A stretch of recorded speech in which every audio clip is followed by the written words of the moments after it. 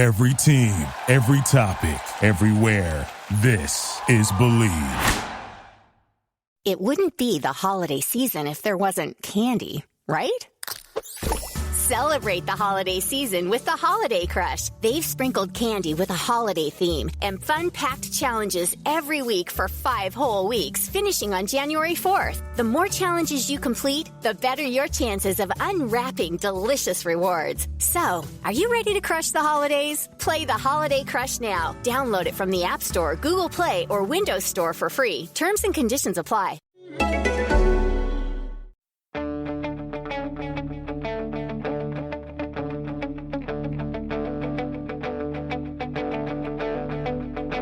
Ich warte seit Wochen auf diesen Tag und tanz vor Freude über den Asphalt.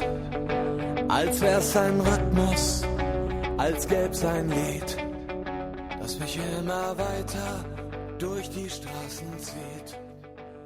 Hello and welcome to Gegenpressing, the German football podcast from the Football Grad Network. I'm your host, Bryce Dunn, and joining me, as always, is Manu Veth. Manu, how have you been?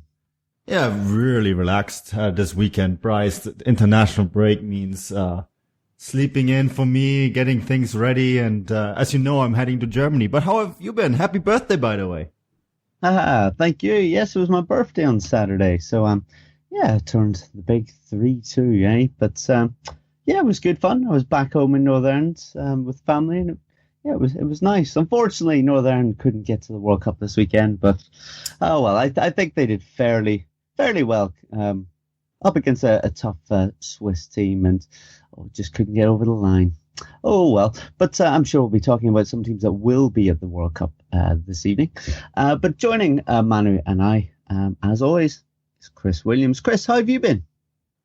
Bryce, have been very well, thanks. We can spend the summer just throwing empty plastic bottles at the television then, because Wales aren't there either. So, we can just be an angry pair of observers. You can support Germany. Just support Germany. Well, we hopefully will be in Russia anyway. So. Yeah. Well, that's it. And you can always support Germany, and it'll be nice for us to win a competition, I suppose. It's a big statement, but it looks like it could be fairly legit. Guys, let's talk about the England-Germany game that went on Friday night. International football, it can be sometimes hard to get yourself motivated for, especially at friendlies, especially a 0-0 friendly. But there's still plenty to talk about, isn't there? And I feel we'll probably go to Manu first on this. Manu, did you enjoy the game? And I have a feeling that you're going to probably say that this game is not as big a tie as what the English normally label it as, because that's what you always do. Am I right? It is an important game, but I think the rivalry is bigger in England than it is in Germany. And that's because, our biggest rivals always have been the Netherlands and Austria. Although I'm really curious to see what's going to happen with the Netherlands not being, they weren't at the last tournament. They're not at this tournament. They're not a contender right now. And sometimes that hurts rivalries, right? So I'm curious to see what that will do in the long run. But traditionally, those two countries have been Germany's big rivals, especially the Netherlands. That's the country that we make jokes about. That's the country that makes jokes about us and has always really hotly contested games. England, Germany, it's a Klassiker, as we call it. It's a big game, but it's, I would say it's on the same level to maybe Germany, France, Germany, Brazil, Germany, Argentina. It's big games because it's a big opponent, but not because it's a rivalry. And I think that's something that, a lot of people don't understand. In England, I think, Chris, it is considered a big rivalry. I mean, a lot of it is also historic because of the war and all that. Sadly, that still plays such a big role. But it's interesting how it's almost, a two-sided affair. It's built up, and it has been built up over here by the media for a long time. I think you're quite right why it's based on that. And I think England would like to think that Germany are one of their main rivals, but, one World Cup versus 4 probably shows that they're not quite at that level. But I really thought that this game was very entertaining. I did think it was going to be a boring game to watch, to be honest, especially when I saw the lineups that maybe both sides, but especially England, put out. But true to form, when youngsters are given a chance, sometimes they surprise everybody. And I thought England looked a lot better with what you would call, a B-side in inverted commas out. I thought the players looked a lot more hungry. They looked a lot more committed. And I thought the German side looked very good. I mean, it could have been 3-0 within the first 10, 15 minutes, but, Jordan Pickford played in goal. I thought he played excellently, way better than what Joe Hart normally does. So if you're looking at international football, I thought it was a really good first half. And, both sides had chances where they thought they could probably go in at the break, either just in the lead or maybe level on goals scored, not just 0-0. But it sort of dipped out towards the second half. But from the first half, I thought it was a really entertaining game of football from both sides. I thought the first half was excellent, Chris. It was really good. And I was really impressed by some of the English youngsters. Pickford was my man of the match in my Fußballstadt report. I thought he was excellent. We love to make fun of English keepers in Germany, and I don't think if he develops, he could be the solution. Really could be the first good keeper you had since David Seaman, really. But a bunch of other ones. I thought Tammy Abrahams from Swansea City. You've never really heard very much of him. I thought he looked really good on the pitch. Really good talent. I think there would be a handful of teams that would really like to have a player like him. Loftus-Cheek was fantastic. Another really good player. I have, had on my radar in the past, but then he kind of fell off and didn't really follow his career that much. I thought he looked really good too. And then of course on the German side, Leroy Sané and Timo Werner were fantastic as well. There was real speed and, urgency in that first half. And I really enjoyed that. The second half, I think they came out and said, look, if we play this kind of tempo, we might pick up injuries and we all have big games coming up. It's December. We talked about this before. There's 20 individual match days coming up in December. So I sort of sensed that both teams really didn't want to hurt each other in the second half, but that first half was fantastic. Manu, are you trying to say that these young English players that you said really stood out, that, one day they could really become, top players and even get a move to top Bundesliga sides? Well, look, there is something happening in English youth football right now. They won the U17 World Cup. I believe they won the U19 European Championships as well, right? And there's a sign there. There is something coming there. And the problem has always been that they don't get to play at the senior level, and I don't see that changing. The reason for why I don't see that changing is ownership. Foreign owners, they don't only care about profit maximization. That's just the model it is. It's kind of like it is in the US, where everything is just based on getting the maximum profit out of your team. And youth football doesn't necessarily do that. And that's sad. But I mean, we had the example of Jadon Sancho at Borussia Dortmund. He's maybe the biggest talent that England have right now. And he plays at Borussia Dortmund. Why? Because he gets playing time there. So maybe that is a solution. I mean, Chris, Tammy Abraham, a striker like that, I can think of a handful of Bundesliga teams that would love to take him and play him day in and day out.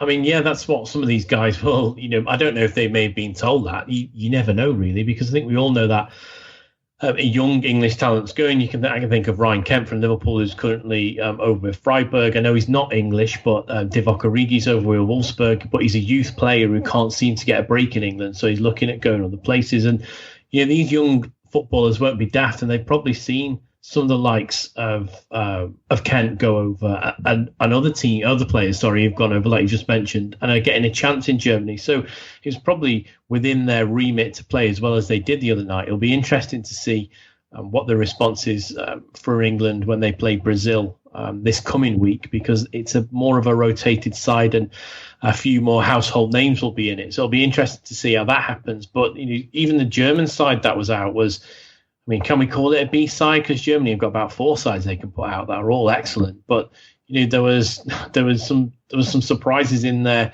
That played very well. Ozil always plays very well for Germany, not so much for Arsenal.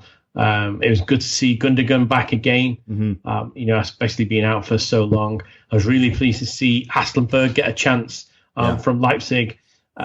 Draxler was busy again. I thought Werner was excellent. Sané, you see him week in, week out. And for anyone that is in England listening to this and they watch the Premier League as well, so they'll know what talent he is. But, Emre Can came on. There's just so many. Sandro Wagner came on. There's so many players that Germany have got to pick from that. We discussed this at the Confederations Cup, didn't we? You could maybe pick 3 different German sides. Each one of those sides could go on and, get to the latter stages of the World Cup. So when you've got the ability to pick from 3 quality first choice 11s to make some Super 11, that's why I think Germany have got a real chance in Russia in the summer. It makes it really difficult to write previews on Germany games right now. I picked on the starting 11 for this game, and I was very wrong. And it's because Joachim Löw just rotates his side so much. But I looked at the starting 11. I thought that's a really good side. There's absolutely nothing wrong with this starting 11. There's a lot of very good talent in this starting 11. I necessarily wouldn't have picked it that way, but it is a lot of good players in Germany right now. And you almost wonder if that's going to be Löw's biggest problem going into Russia. In a sense, we counted it, after the Confed Cup. We had 50 players on our radar, right? Now Halstenberg is on there too, so that makes it 51. And there will probably be 53, 55 players that he can choose from by the time Russia 2018 comes around. Whew, that's not easy. That's almost such an abundance of talent that you could really see him struggling finding the right chemistry. And I think that's going to be almost his hardest task going into Russia. Well, Chris, talking about obviously there's possible 50 players being there, numerous options for Löw. But talking about Sané, Werner, like a Draxler or a Halstenberg, do you see any of these players being a regular, in the starting 11 for the World Cup? I mean, all fantastic talents, but do you see any of them actually breaking through? Timo Werner, I think, has got an exceptional chance of being first choice name attacker on the sheet come Russia, because he's just playing so well for RB Leipzig at the moment. And I think it's only Pickford's excellent save. Otherwise, he scores within the opening few seconds, and he's just very, very switched on. He latched onto a poor back pass, but it's come so early in the game. Sometimes, when you're watching football, commentators and pundits will say, it's just come a little bit too early for him. Doesn't seem to have that with Timo Werner. He looks ready to go from the off, and that's what you need when you're in a World Cup final. So I think he could... for the other guys, Leroy Sané's been such a good player for Manchester City, and he looked really dangerous the other night. So he's one who could maybe not start game in, game out, but he could certainly be making a case for Joachim Löw to take him to Russia. And it's the same.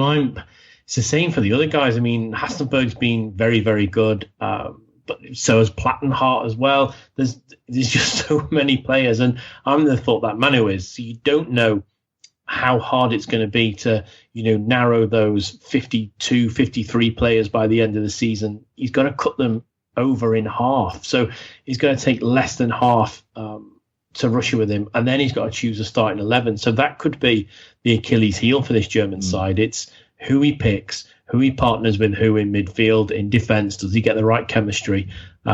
If he does get the right chemistry, we could really see a very strong, maybe unstoppable German side. And you have to think about Mario Götze is now back in the side. Ilkay Gündogan is now back in the side. Marco Reus is coming back to the side in the spring. Manuel Neuer is going to be back in the side. Thomas Müller is coming back. That's all names that weren't part of this starting 11. And this is, it's remarkable. It really is. But, maybe just a final thought about England and Gareth Southgate. I think that they might be onto something here, because we're talking about all these established players that England had left out. Do they really need them? I mean, except for Harry Kane, they all seem to be, I would all swap them all out. There's so many nice, good young players coming through. Maybe this is a good time for England to just say, okay, well, let's play the young stars, give them some time, give them some development time and play them.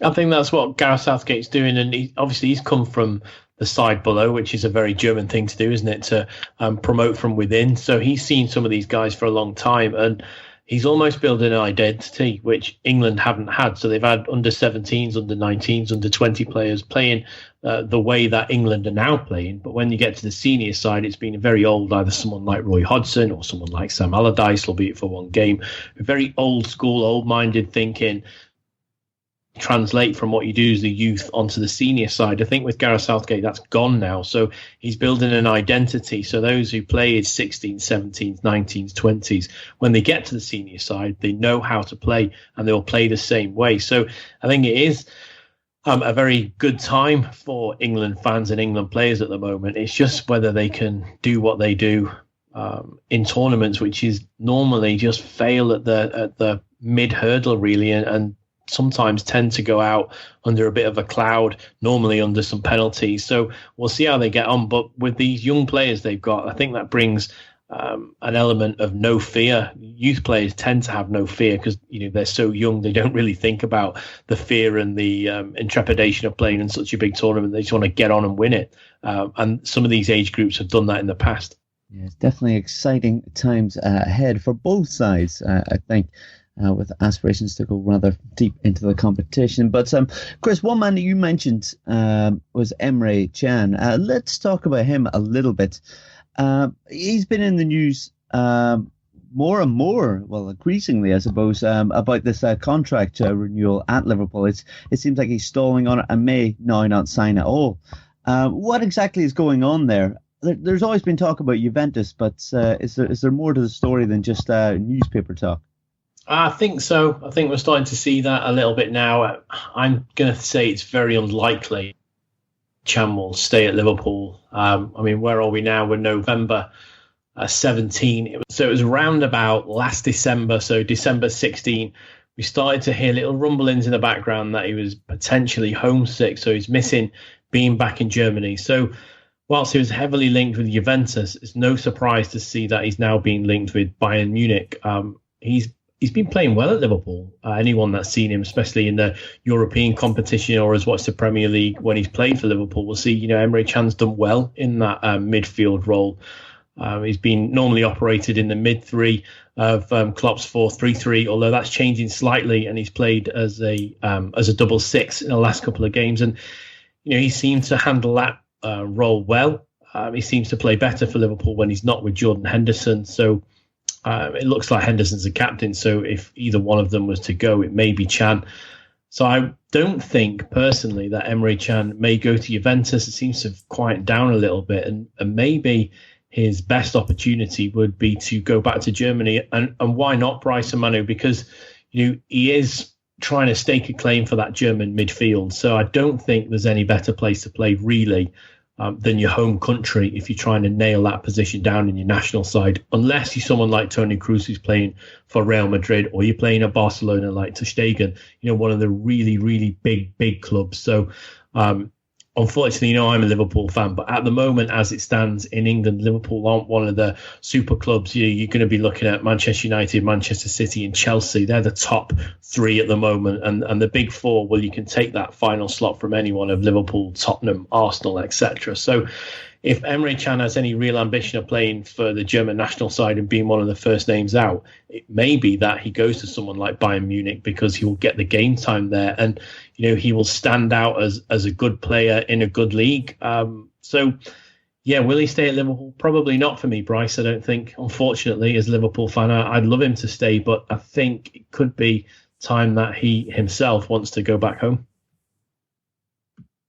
Yeah, as another Liverpool fan speaking, I couldn't agree more. I would like him to stay, but it's looking unlikely, isn't it? Matty, Chris mentioned, and we're hearing rumours as well of it happening, of Can possibly going to Bayern Munich. Again, is this just just filling the spaces in the columns, or is there more to it? There's even talk of Vidal possibly moving on. But what's the story there? Yeah, Vidal moving on is I think where the story originally comes from. And that seems likely at this point.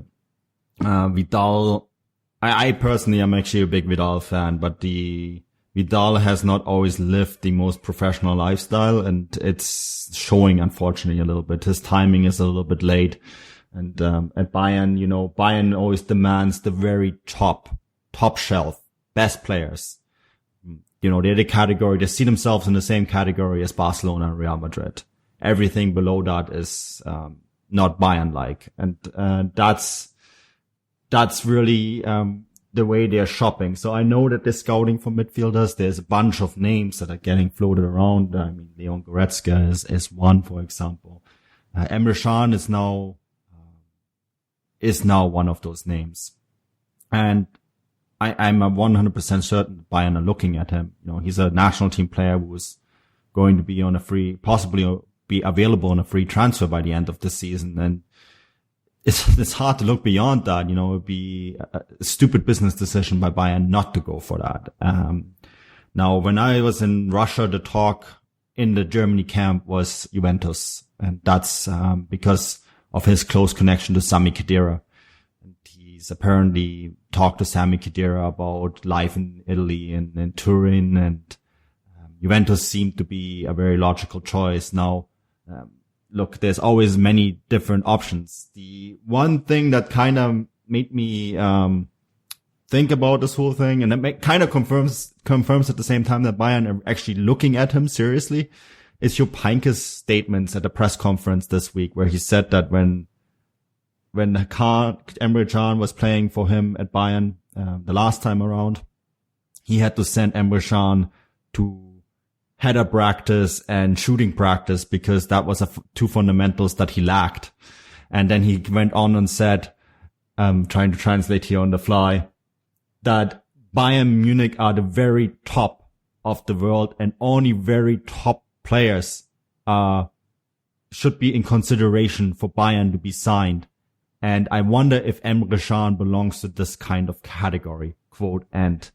So that makes me kind of think, well, obviously they're discussing him. They're discussing his name. Obviously there's also some doubts about him by Heynckes, primarily. Heynckes also admitted that, of course, he hasn't coached him in a while. So there's that. But I think it's a transfer that the Bayern will definitely consider, simply because he's a German national team player. He's without a contract. But I think he's on a long list of names that the Bayern are looking at to bring in to possibly replace Vidal. And there's a good market for Vidal right now. There's talk that he could go for 40, 50 million euros, which would be a lot of money for someone who's almost 31. So I guess that's really where we're at right now. And that's really the question, maybe, Chris. Would Emre Can fit there? I mean, I've heard talk about Manchester City. I cannot see Emre Can play for Pep Guardiola. I do not see that as a fit. And I guess it really depends on who Bayern bring in as the next coach. Yeah, I can't see him moving on to Manchester City either. I don't think he fits, like you just said, like Guardiola's style of play. He certainly wouldn't have fitted Guardiola's Bayern Munich, which is why with Heynckes being there and the way Bayern are playing at the moment, he may be a better fit there. It's just, if he's not going to be a starting player, would Can be happy with that? Would he be happy to, in essence, play the same sort of role he is at Liverpool? He's not guaranteed that midfield slot. He's not made it his own. He's one of two or three at the moment. It's either Henderson and Can or Henderson and Wijnaldum. So he's fighting Jorginho Wijnaldum for that slot. Will he have to fight someone else at Bayern Munich? Would he be happy at that? Or would he be happy going to Juventus and maybe getting in straight away and being one of the first names on the team sheet week in, week out? So it's a strange one because we're still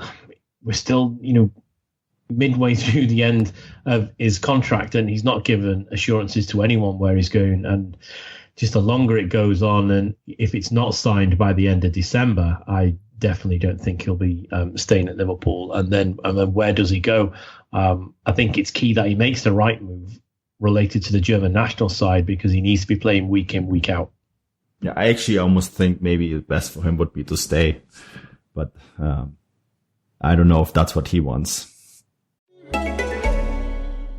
Do you love watching live TV but are tired of your huge cable bill? Sling TV has the same top cable channels for as little as half the price, so you can save hundreds of dollars while still watching your favorite sports, news, reality TV, and more. Ditch cable and get Sling's total live streaming solution with free local channels. Setup and installation are included. Make the smart choice and switch to Sling TV. Get the best of cable for the best price. Learn more at sling.com/cutcable. That's sling.com/cutcable. Setup and installation included with $49 down and $20 a month for 12 months. Restrictions apply. It wouldn't be the holiday season if there wasn't candy, right?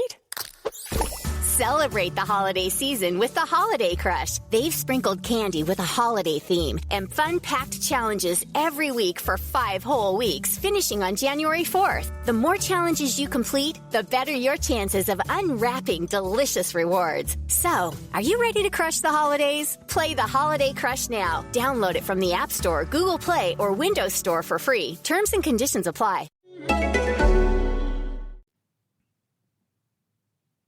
Well, let's hope that some type of miracle does happen, Chris, and that he does stay. But yeah, looking rather unlikely if we're being honest. Guys, let's talk about Julian Draxler for a little bit. Obviously, Bayern are coming in and being linked with several young German players at the moment, as they've got a bit of a few aging positions. Could we possibly see him making a return to the Bundesliga at any point, Manu? He said today that he doesn't want to leave PSG.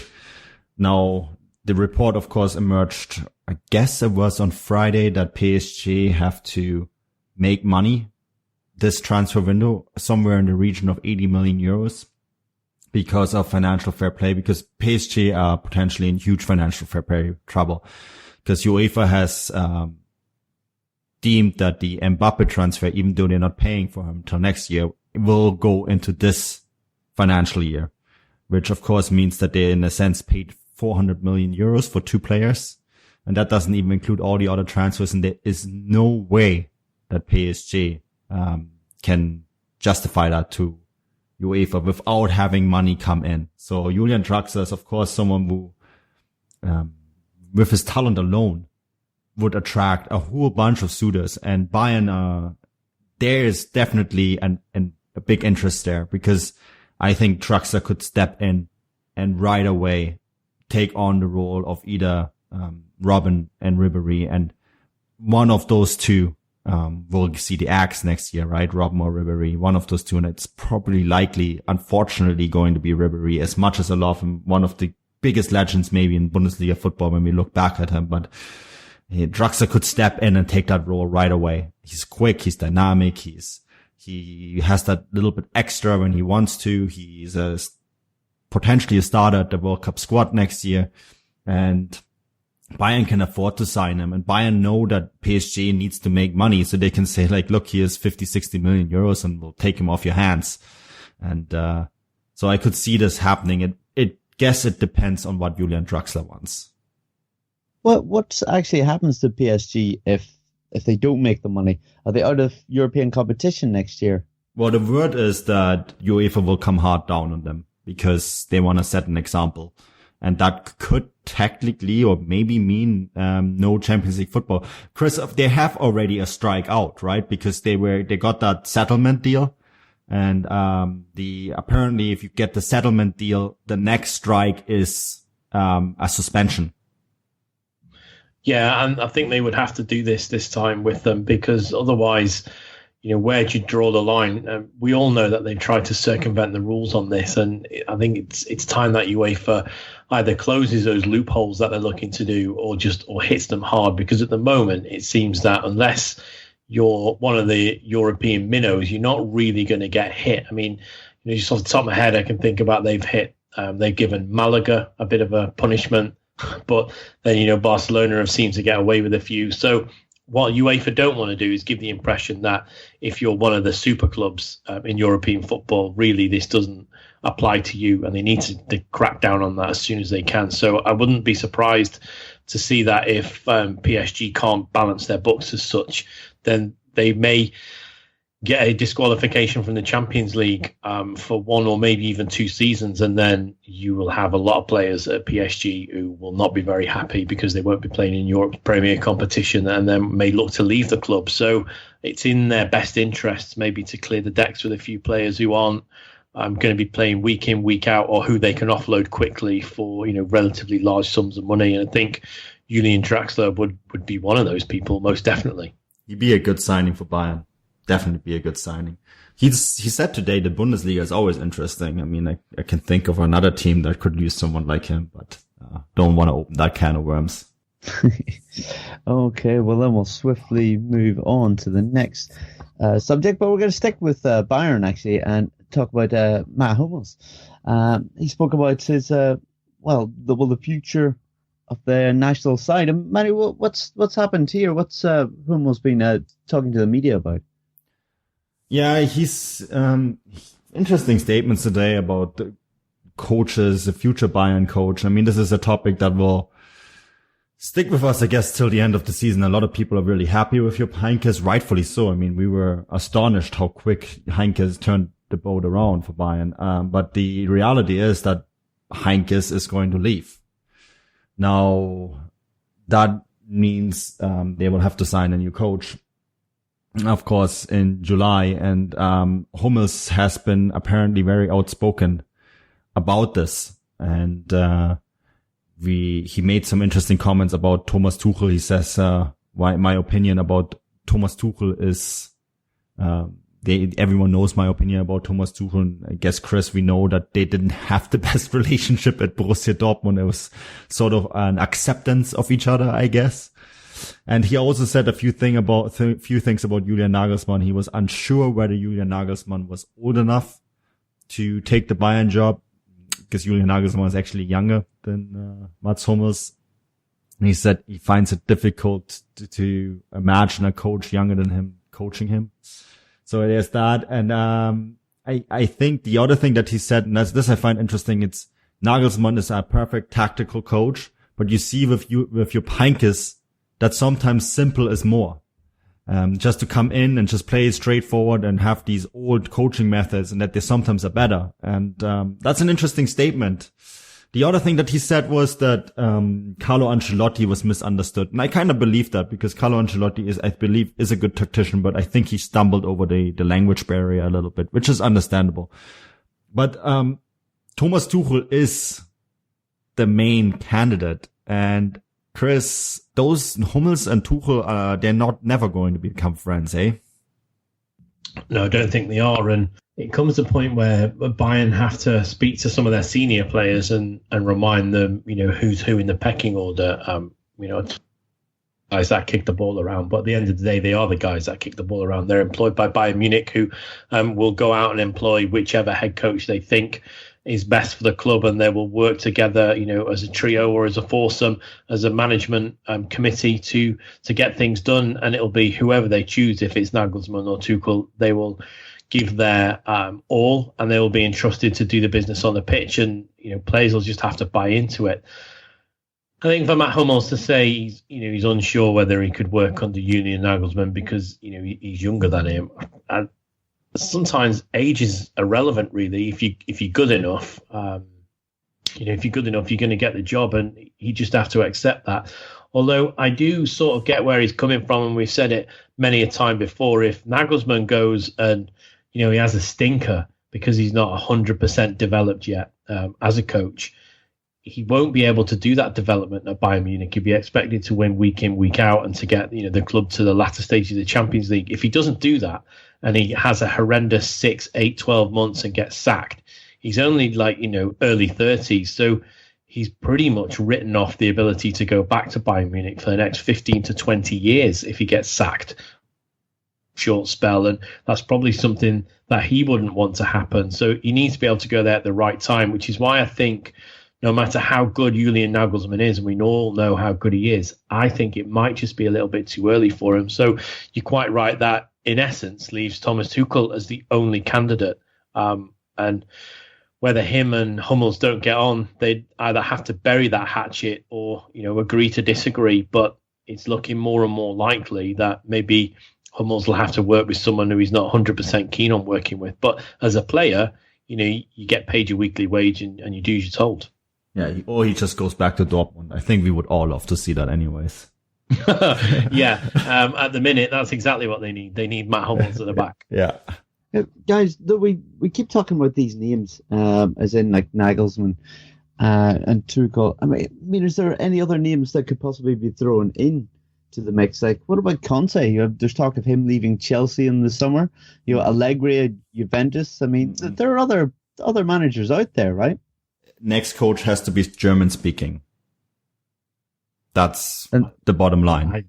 I think that has to be. They've had a wobble with a non-German speaking coach, and we all know how good Ancelotti is. And look, we all know how good Conte is. But if he can't speak fluent German, how's he going to get his tactics and his policies across? So if Ancelotti may be misunderstood, Conte may be the same thing, and then maybe Bayern are looking at whoever the replacement is would only be in for a season and a half, and that starts to add up, and all of a sudden in 6 seasons you've had 4, maybe 4.5 managers, and that's not good for any club, especially a club as big as Bayern Munich. Yeah, you basically limit yourself to the 2 coaches that are possibly available. Well, the one that is really the only one that is available right away is Thomas Tuchel. And then you have the candidates at other clubs, right? You have Julian Nagelsmann, who was talked about a lot, although I really don't think it's going to happen this summer. Then you have Joachim Löw, right? The national team coach. If he wins the World Cup this summer, maybe. Although he has said he wants to win the European Championship with the national team too. And he seems very comfortable on the national team role. So maybe. Jurgen Klopp, that's another candidate. We don't know what's happening with Liverpool. Although I can't really see that either. He just got Naby Keita for next summer and snapped him away from Bayern. So I can't really see that. And that doesn't leave you with too many candidates. I think one other guy that we have to talk about is Ralf Hasenhüttl, Leipzig's head coach, who's tactically a fantastic coach.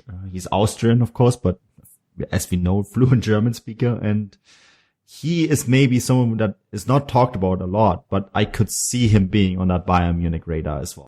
Well, we'll just have to see, just like with the transfers that we mentioned, who will come in there. It's going to be an interesting next few months. But speaking of coaches, let's talk about Werder Bremen. They've decided to keep their interim manager and make him a full-time coach there in Florian Kohfeldt. I hope I got that right.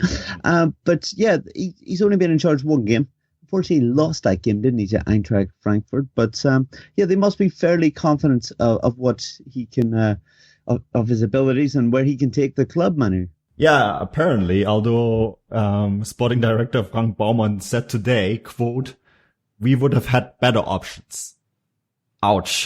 That's not But why would you say that when you've just said the guy's going to take over? And this is not lost in translation. That's the best way to translate what he said. I guess the German durchaus bessere Möglichkeiten gegeben. You cannot translate this any other way. There is only one way to translate that. And that is, not a good start, I would say, for Florian Kohfeldt. I've been critical about Werder. And the big criticism I have about Werder is that they have not managed to renew, the club. They haven't been able to bring in anyone from the outside and just turn everything around. I think there is a strength in having players go and take on senior positions afterwards and sort of create a core and a tradition and a history. But there has to be always kind of like outsiders coming into. Bayern are a good example of how to do it. Dortmund do it really well too, that you have a core that decides it has a long time and a long history at the club, but at the same time you bring in fresh blood from the outside. Someone like Tuchel, who reformed Dortmund to a certain extent. Yes, it didn't quite work out in the end, but they still brought in new cultural outside thinking. Peter Bosz, same example. At Bayern, they brought in Pep Guardiola to bring in a new culture. Before that, Jürgen Klinsmann, yes, it didn't work out, but it's still a good idea. And Werder Bremen have really not done that. They always seem to recruit from within. And that is something that is maybe a mistake. And Kohfeldt, of course, he was part of the Skripnik coaching team. When Skripnik was fired, he went back down into the youth structure. So there is no renewal here. And I think that's what I would have liked to see. Bruno Labbadia was, of course, someone mentioned, could have come in, but Labbadia is a former Werder Bremen player too. And I think you need that impetus from outside, just that new thought patterns, something to break open old structures and just give renewal. And they didn't do that with this. And I cannot see this working out.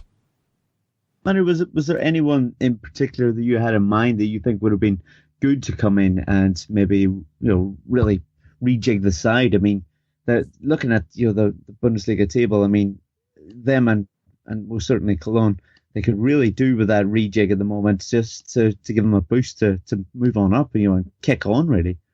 I heard Hütter from Young Boys Bayern, Swiss coach, was doing fantastic work in Switzerland. Big fan of Swiss football. I think there's a lot of good coaches coming out of there. Lucien Favre was another one named, but he didn't want to leave. Adi Hütter then extended his contract at Bern, and that's really difficult. We sometimes talk off channel about teams like Everton, Werder, and all that. And Chris, it's really hard if you're down there, stuck in the bottom of the table, to find that coach who can do this. It is, because coaches who may be able to help you, maybe a little unwilling to come in. I mean, if we look at where Werder Bremen are now, or Werder Bremen even, it's maybe a club up there. If we look at Werder Bremen now, they're 11 matches in and they're sitting on 5 points. They're 5 points from what you would call in inverted commas safety, which is 15th place. So that's not even safe. Then you probably look. They need to make up 10 points to be what you would call relatively safe at the moment. And I don't know many managers in Europe who could come in and lift a team by 10 points pretty much straight away, which is what they need. So they'd have to, realistically, if they want to get themselves out of trouble, they would have to bring in a world-class manager who's not going to be attracted to Werder Bremen, unfortunately for them. So maybe recruiting from within is all they thought they could do at the moment. But it's a hard task, isn't it? And that's not the best of starts for your sporting director to say that about you. My only concern is we saw this a couple of times last season with a couple of different clubs who brought in interim managers and then they were given the full-time position after 1 or 2 games. And, that club then went on to have 3 managers in a season, which isn't good for anyone. And then all of a sudden you like Wolfsburg and you're playing in the relegation playoff at the end of the season. So it's a difficult choice. Who do we bring in if you're Werder Bremen? And maybe they've picked the only candidate who they can think of. But unless he gets a good second half of November and a really good December, including the English week in that, he could be looking at a really bad time in January if he even makes it that far. That's my only concern I have when a team does this. It's almost like we've got no other option. We have to do this. And if you're forced down a dark corner early on, I don't think there's much light at the end of that tunnel. Yeah, I think they should have gone with a different coach last summer. That would have, of course, it was difficult to justify then, but I think that's what they should have done. Manu, just a very quick one before we move on. I suppose if you look at the Premier League, which Chris and I have obviously grown up with in English football, there's certain managers get a reputation for being called in to get teams out of these positions and make them survive. Like you may say Sam Allardyce or maybe Tony Pulis or what. Have the Bundesliga got such coaches like that get called in to do these jobs and seem to be able to keep teams up? Yeah, there's Felix Magath was famous for that, right? Feuerwehrmann, we call them, firefighters. Bruno Labbadia has that reputation, but he doesn't want to do it anymore. So he took himself off the board pretty quick. And there used to be a big tradition of that. Neuruhr, for example, a coach who I'm not a big fan of, had a big reputation of that. But yeah, I think nowadays Bundesliga teams think so long term that the firefighter is a dying species. Yeah, I must say it's not exactly an easy job, or a job that most people would find appealing. But let's move on to Borussia Dortmund now. Let's get away from all of that. News coming out this week that they tried to offload Pierre-Emerick Aubameyang instead of Dembele in the summer to Barcelona. Chris, this isn't so much of a surprise, really, is it? I mean, we kind of mentioned that it probably would have been best for Dembele to stay on for a bit longer at Dortmund. And we were a little bit surprised that he went as quick as he did. So this is less surprising, isn't it? It is, because even, how good Aubameyang is and how many goals he scored last season and, how many he's started with already, even though he's not particularly having the best of starts, as in goal-wise, he probably should have had double of what he's got now. We've all known that I think he himself would like to move on at some point. And maybe Barcelona would have been a good move for him personally. I don't know if it would have been particularly a good move for Barcelona, which is probably why they backed out of it, or didn't entertain it and just wanted Dembele because they're in a transitional period themselves. But yeah, I mean, would it have worked out as it happened? Dembele pulled his hamstring. He's only just coming back into training now for Barcelona, so they would have been without him potentially and without Aubameyang. I don't know if the forward line is the problem at the moment, though. Although they're not scoring, they're also leaking quite a few. So maybe they should start by shoring up the defence a little bit and maybe seeing a couple of games out 1-0, or if they're going to draw, at least make it 0-0. Let's keep those clean sheets coming in. I would say it may have been potentially better. We'll have to see how well Dembele comes back from this hamstring trouble. Unfortunately, it's the sort of injury that can cripple a player. I mean, if you only think back English-wise, Michael Owen had a hamstring pull, was never the same again really after that. So it'll be interesting to see how Dembele comes back. But yeah, it's no surprise to me that this news has come out that if Dortmund wanted to offload one of them, it would have been Aubameyang they offloaded, slightly older, and tried to keep hold of Dembele, who, we all saw what he was like last season. I don't use this phrase often, but he has literally got the world at his feet, I think.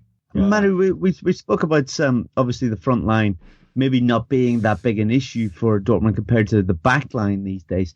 And Toprak hasn't played great, though the Bundesliga.com seem to be suggesting that he has. I mean, what exactly is going on there? The stats aren't adding up, really, are they? Or they're being, I don't know, the wool's being pulled over our eyes, maybe. A small sample size, I would say. I think when they did a video based on tackling percentage one, right? But the problem with it is that, of course, he doesn't often go into those tackles, or he doesn't aggressively challenge attacking players enough. So his tackling percentage might be high, but it's based on a small sample size. And I mean, Chris, how often have you watched Dortmund games this season where we said, like, oh, look, there's Toprak escorting attackers into the penalty zone rather than challenging them? And I think that is really the big problem. It's not his percentage of winning tackles. It's the lack of him going into tackles, the lack of challenges that he plays. And I think that Dortmund lack an aggressive defender right now. Someone like Mats Hummels, someone who can not only just play the ball out back, but there was 3 or 4 occasions at the national team game where Mats Hummels was just outstanding, going into tackles and winning them cleanly. And that's exactly what they're missing right now. And that's the kind of player that they need to bring in. Would you back that, Chris? Would you say that that's the kind of player that's needed at Dortmund to really shore up that back line? Yeah, I mean, I had him down as culpable for all 3 goals in the game against Bayern Munich, last match day. So, yeah, I mean, look at the space he gave Robben. You don't let him get the ball on the left foot. It sounds like a broken record, but it was Toprak who stood back for the second goal. It was similar, just poor marking. I'm not going to say he's horrendous, because he's not. And we have to remember Thomas Tuchel desperately wanted him, and the reason he didn't get him and Dahoud was, a souring of that relationship, which eventually, ended with Thomas Tuchel leaving. So there's no doubt he's a good player and he's wanted. And we saw him play very well at Leverkusen at times last season. I just don't think he's settled, which is very unfortunate for him, because he's come into a Dortmund side in transition. The last thing that they needed was an unsettled defender. So once he gets his head around being at Dortmund, and once he settles, I think he will be a good defender. It's just at the moment they need someone like Manu's just said, like Mats Hummels, who will deny that space and will attack it very aggressively and cleanly and win the ball. Well, we're going to have to see if in January or in the summer they can bring in a player to do that, maybe shore up the back. Certainly pressure on Bosk going into the match games again this weekend. But let's talk about Bundesliga 2. We're going to drop down there and talk about one of the giants that are really struggling at the moment in Kaiserslautern. Manu, what exactly has happened to this side? I mean, a fantastic history, a really big side over the years, but rooted to the bottom of the table, and things don't look good. It looks like at the moment that they could go even down further. What's going on? Oh yeah, this is a story that makes me kind of sad. Kaiserslautern has always been one of those real historic teams. I guess a good comparison to the United Kingdom would be maybe Newcastle. Kaiserslautern is not a huge city, but it's a city that's well known around the country because of its club. For a long time, they were the smallest Bundesliga city. The population is only just around 100,000. And they always were able to stay in that league. And, the core group of its players, Fritz Walters and Ottmar Walter, of course, and, Horst Eckel and etc. They were the core group of the players that won the World Cup in 1954. And then they were a founding member of the Bundesliga and didn't get relegated until 1996 for the first time in history. And of course, then came straight back and won the title the following year. And the only side in Bundesliga history to get promoted and win the Bundesliga next year. So there's some fantastic history there. And the Betzenberg, the stadium on Betzenberg is a hill inside Kaiserslautern. The stadium is located on it. For a long time was a really, really difficult place to play. I mean, Bayern Munich would go there. And even though Kaiserslautern for most of its history was kind of like a mid-table team that would play in the UEFA Cup at times, they would go there and get loose, because it was just a fiery place. They called the Red Devils in Germany. You would see the Red Devils standing on top of the stands, and they would have smoke and fire, and they would say the Betze brennt, the Betze is on fire, right? And all of that kind of changed in the early 2000s, after they came back into the Bundesliga, they won the title, they started spending a lot of money that they didn't have, and then they expanded the stadium for the World Cup to 49,000 seats, and that may have been a bit too much. You remember the city of Kaiserslautern is small. It's a very poor region in Germany too. The German southwest, the Rhineland-Palatinate is economically very weak, and one of the main incomes in that area is actually the military base, the U.S. military base in Ramstein. There isn't really much else there, and so the club doesn't have the ability to attract corporate sponsors the same way that Dortmund do or Bayern do. Because of the small size. So they had to always be a bit creative. But the fact that they have now this expensive stadium and they're paying 2.6 million euros a year in rent, which is a lot if you play in Bundesliga too, and money that they don't have. So it's a bit of a sad story. And now, they were close to getting back into the Bundesliga the last 3 or 4 years and have spent money that they didn't have. And now they're really financially struggling at the moment, and they can't pay the rent to the stadium. So there was even talk that the stadium would get torn down and a new stadium built that's smaller, or maybe no stadium at all, and the club disappears. So it's a bit of a sad story. Unfortunately, there's now a report that an investor is coming in to save the club. A Western European company is going to come in and wants to take the land around the stadium and build up some property. But Chris, investors can be a good thing, but there's always a danger as well. Yeah, there is. And there's always a danger that the investor has one eye on what can they gain from taking over Kaiserslautern, not what can they give to Kaiserslautern. So we've seen lots of teams, especially here over in England, who've been taken over by scrupulous investors, and then all of a sudden, they're household names in the top division for a long time, and all of a sudden they're either relegated down to the championship or below on financial irregularity, and then next thing they're in the second division, and then they're into the amateur stages, and then they go bust, and it's awful. It is sad. The Kaiserslautern are a side that very familiar to me. Grew up with a good German name. They're almost as big a name as Borussia Mönchengladbach for when I was growing up, and you're looking at a side that played Champions League football in the last few years of the 20th century, UEFA Cup football as well. So, it is a real shame that you can end up with a once good team or once great team, winning the main Bundesliga, winning the Super Cup, winning the Pokal. They've won all the main trophies to win in Germany, to end up to be relegated and, maybe fall down even further. God forbid something happens where they fall down a division and they don't get registered, a little like we saw with 1860 last season, and then all of a sudden they're in the 4th tier, or you don't get out of that. It's hard, isn't it? So it would be a real shame to see them go down. So I'm hoping for the second half of the season they can pull some sort of miracle and avoid the drop, similar to what we saw St. Pauli do last year. Yeah, and maybe get an investor who means more. Similar to what we've seen in Stuttgart, right? Stuttgart's investor deal is very good. Or Dortmund and Bayern have investors.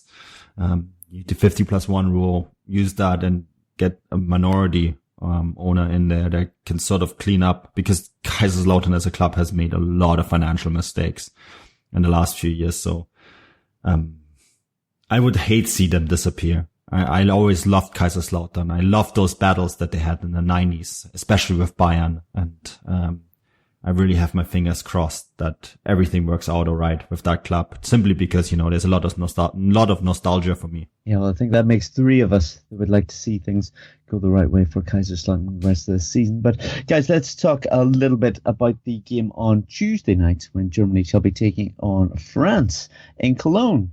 A quick preview on the game. Well, I suppose a little bit like as you said, Manu, it's going to be hard to predict that lineup, who's going to play and feature in that game. But all I know is that this will be another good test. I'm sure that Lowe will take it very seriously.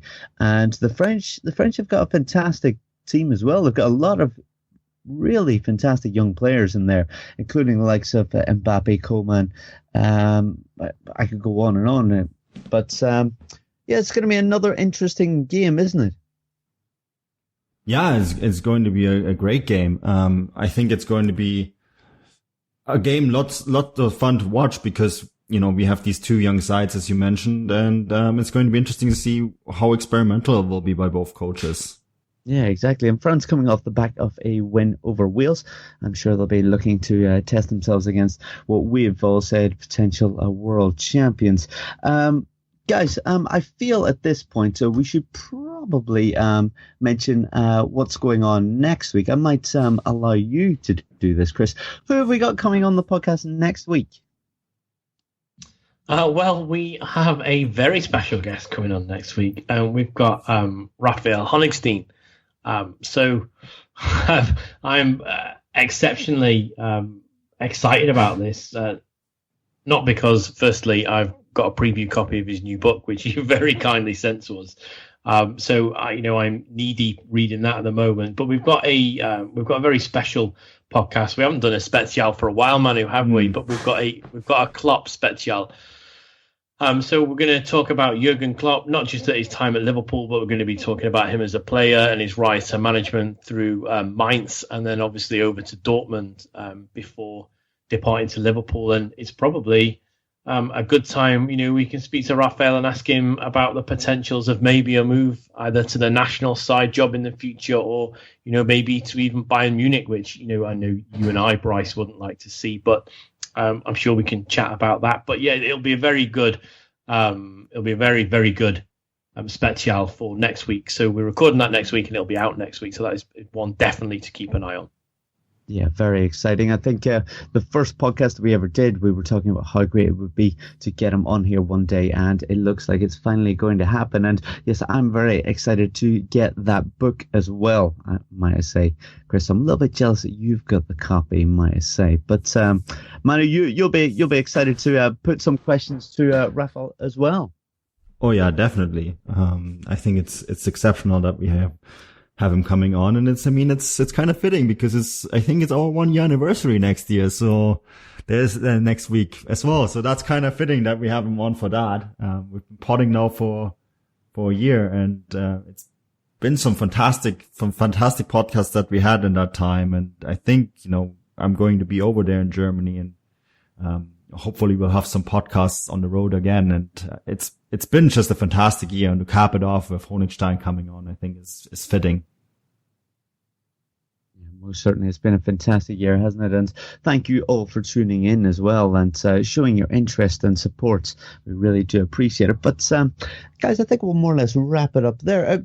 Let's go to you first, Chris. What have you got going on this week, or what would you like to draw people's attentions to? I am doing the England-Brazil preview, and you may be thinking, my God, why are we covering that? But obviously, Football Grad covers ex-Soviet nations, the German Bundesliga and German national sides, but it also covers South America on Football Saturday, so I'm doing the preview for that, as well as a couple of other things planned, which I'm not going to tell you about yet.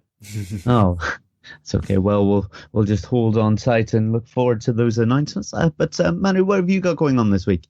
Yeah, I'm flying home. I'm going to Germany on Wednesday, and I'm very excited. Bayern has already got back to me, so I'm covering Bayern Augsburg. Accreditation depending. Stuttgart Dortmund on Friday. And then the following week, Champions League. And all of that will be, of course, on Twitter at FootballGrad Live. We're going to have the hashtag FootballGrad on tour. Chris is coming out to Germany in December too. So we're going to hang out, maybe do a renewal of our Leipzig trip.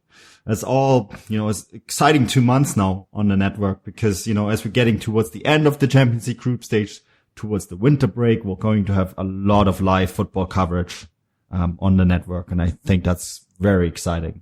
Yes, indeed. A lot going on across the Football Grad network. So keep yourselves tuned in. And if you're not already, follow it on Twitter at Football Grad Live. Guys, if you do have a second, head over to iTunes. We'd really appreciate you maybe giving us a review or some positive feedback. And as I said, we appreciate you tuning in each week. I've been your host, Bryce Dunn. And yes, tune in next week. It's going to be a very exciting one and a bit of a club special. Until then, auf Wiedersehen.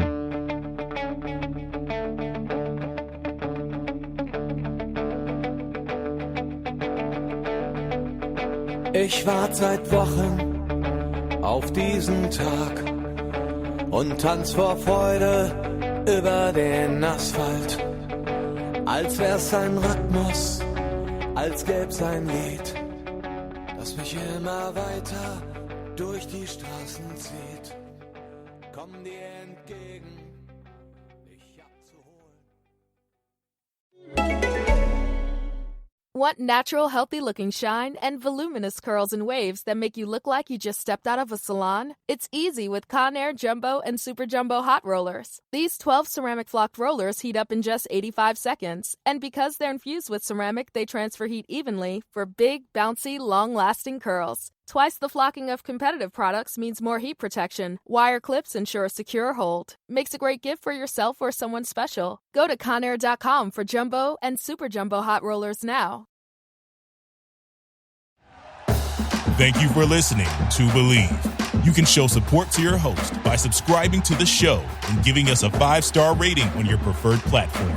Check us out at Believe.com and search for BLEAV on YouTube.